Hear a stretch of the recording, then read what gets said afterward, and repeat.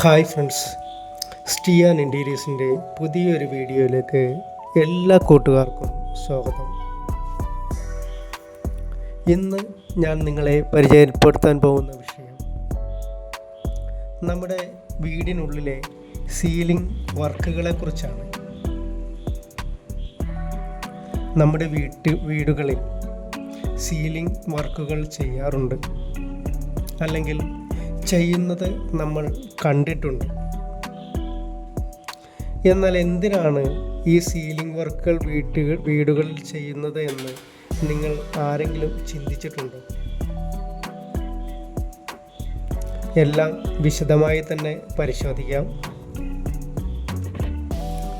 എൻ്റെ ഈ ചാനൽ ആദ്യമായിട്ട് കാണുന്നവരാണെങ്കിൽ എൻ്റെ ചാനൽ സബ്സ്ക്രൈബ് ചെയ്ത് എന്നെ സപ്പോർട്ട് ചെയ്യണേ.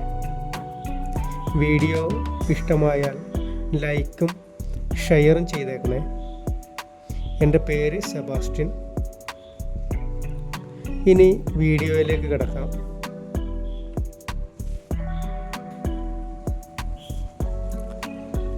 ഇപ്പോൾ പുതിയതായി പണി കഴിപ്പിക്കുന്ന മിക്ക വീടുകളിലും ഡൈനിങ് ഹാളിലും കിച്ചണിലും ലിവിങ് ഏരിയയിലും ബെഡ്റൂമിലും സീലിംഗ് വർക്കുകൾ ചെയ്യാറുണ്ട്. അത് എന്തിനാണ് എന്ന് വെച്ചാൽ നമ്മുടെ വീടിനുള്ളിലെ ചൂട് കുറയ്ക്കുന്നതിന് വേണ്ടിയാണ് ഇതുപോലെ സീലിംഗ് വർക്കുകൾ ചെയ്യുന്നത്. അതുപോലെ തട്ട് എന്ന് പറയുന്നത് മിക്കവാറും പ്ലെയിൻ ആയിട്ടായിരിക്കും വാർക്കുന്നത്. അങ്ങനെ വരുമ്പോൾ വാർക്കത്തട്ട് ചൂട് പിടിക്കുമ്പോൾ ചൂട് താഴേക്ക് വരും. വീടിനുള്ളിൽ ഈ ചൂടുവായു നിറയും. ഈ ചൂടുവായു കുറയ്ക്കുവാനും വീടിൻ്റെ ഭംഗി കൂട്ടുവാനുമായിട്ടാണ് ഇങ്ങനെയുള്ള സീലിംഗ് വർക്കുകൾ കൂടുതലായും ചെയ്യുന്നത്.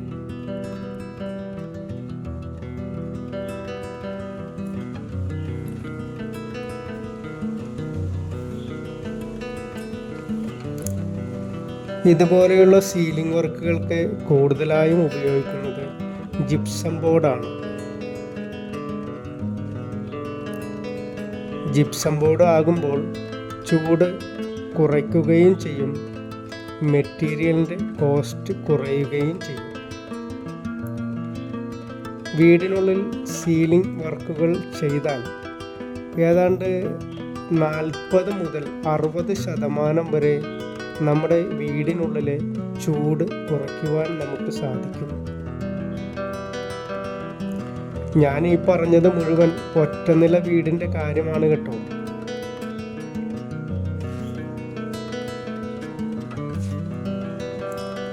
രണ്ടു നിലയോ അതിൽ കൂടുതലുള്ള വീടുകൾക്കും സീലിംഗ് വർക്കുകൾ അത്യാവശ്യമാണ്. കാരണം എന്താണെന്ന് വെച്ചാൽ, നമ്മൾ വീട് പണിയുകയാണെങ്കിൽ തീർച്ചയായും ഇൻറ്റീരിയർ വർക്ക് ചെയ്യും.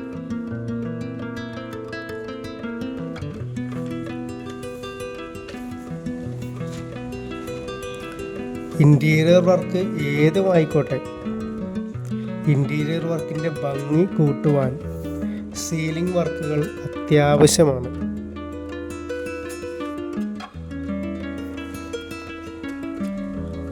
പല രീതിയിലും പല ഡിസൈനിലും സീലിംഗ് വർക്കുകൾ ചെയ്യാവുന്നതാണ്. ഏറ്റവും കോസ്റ്റ് കുറച്ചുള്ള വർക്കാണ് നിങ്ങൾ ഉദ്ദേശിക്കുന്നതെങ്കിൽ ജിപ്സം ബോർഡ് തന്നെ ഉപയോഗിക്കുക. കാരണം എന്താണെന്ന് വെച്ചാൽ, ജിപ്സം ബോർഡാണ് ഏറ്റവും കോസ്റ്റ് കുറച്ച് ചെയ്യാൻ പറ്റിയ മെറ്റീരിയൽ. അത് മാത്രവുമല്ല, അടിപൊളിയായിട്ടുള്ള നല്ല ഡിസൈനുകൾ ഉണ്ടാക്കണമെങ്കിലും ജിപ്സം ബോർഡ് തന്നെ വേണം. മറ്റുള്ള മെറ്റീരിയലിൽ ഇതുപോലെ ഇത്രയും ഡിസൈനുകൾ ഉണ്ടാക്കാൻ വളരെ പ്രയാസമാണ്. ജിപ്സം ബോർഡ് ആകുമ്പോൾ ഏത് ഡിസൈനും നമുക്ക് ഉണ്ടാക്കിയെടുക്കുവാൻ സാധിക്കും, വളരെ ചിലവ് കുറച്ച് തന്നെ. അതുകൊണ്ടാണ് മിക്ക വീടുകളിലും ജിപ്സം ബോർഡ് ഉപയോഗിക്കുന്നത്. പിന്നെ ഒരു നെഗറ്റീവ് വശം എന്താണ് ഉള്ളത് എന്ന് വെച്ചാൽ വെള്ളം വീഴാൻ പാടില്ല. ജിപ്സം ബോർഡിൽ വെള്ളം വീണാൽ നമ്മൾ എത്ര ഡിസൈൻ ചെയ്താലും അതെല്ലാം വെറുതെ ആയിപ്പോകും.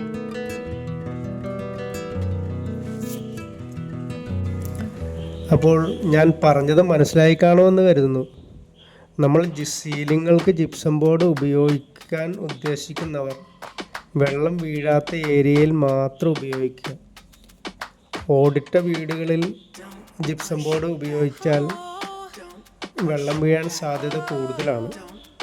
അപ്പോൾ അങ്ങനെയുള്ള വീടുകളിലാണെങ്കിൽ സീലിംഗ് വർക്കുകൾക്ക് വേറെ മെറ്റീരിയൽസ് ഇന്ന് മാർക്കറ്റിൽ കിട്ടുന്നതാണ്. PVC ബോർഡിൻ്റെ നല്ല കളർ തീമുള്ള നല്ല അടിപൊളി ഡിസൈനിലുള്ള വില കുറഞ്ഞ മെറ്റീരിയൽസ് നമുക്ക് കിട്ടും. ഓടിട്ട വീടുകളിൽ അതായിരിക്കും ഏറ്റവും കൂടുതൽ അനുയോജ്യമായിട്ട് വരും. ഇനി പ്രത്യേകമായിട്ട് ശ്രദ്ധിക്കാനുള്ളത് കളർ സെലക്ട് ചെയ്യുന്ന കാര്യത്തിലാണ്. ലൈറ്റ് കളർ തിരഞ്ഞെടുക്കാൻ പ്രത്യേകം ശ്രദ്ധിക്കുക. കടും കളർ നല്ലതാണ്, കണ്ണിന് ഏറ്റവും കൂടുതൽ നല്ലത് ലൈറ്റ് കളറുകളാണ്. എത്ര കണ്ടാലും മടുക്കുകയുമില്ല.